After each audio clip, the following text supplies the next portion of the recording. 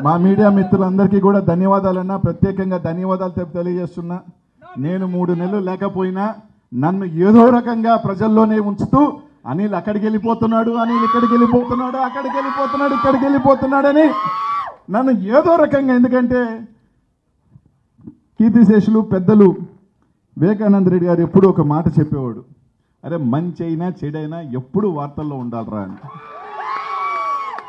అది మంచిగా అయినా చెడు కానీ ఏదో వార్త అయితే మాత్రం మనం ఉండాలని.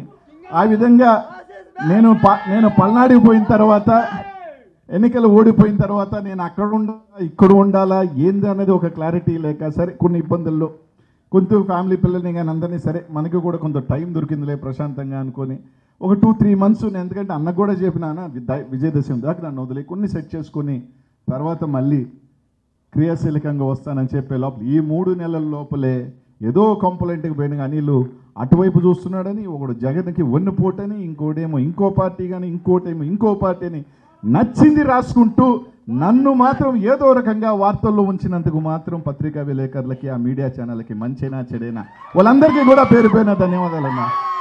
ఎందుకంటే నేనే రాకమ్మా అన్ను, ఈరోజు కాకపోతే రేపు వస్తా.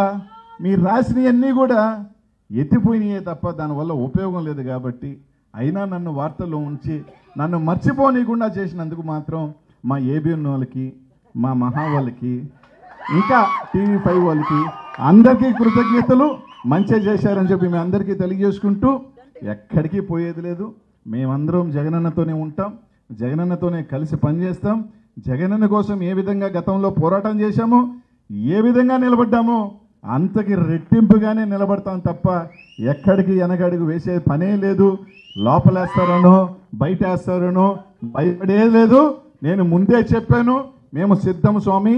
అవసరమైతే మాకు ఏదైనా సెల్ చూపించినా కూడా దాన్ని రిజర్వ్ చేసుకొని పెట్టుకోండి, మేము లోపలికి పోయి వచ్చేదానికి కూడా మేము సిద్ధమైన గతంలో కూడా చెప్పాము, ఇప్పుడు కూడా చెప్తున్నాం అని చెప్పి తెలియజేసుకుంటూ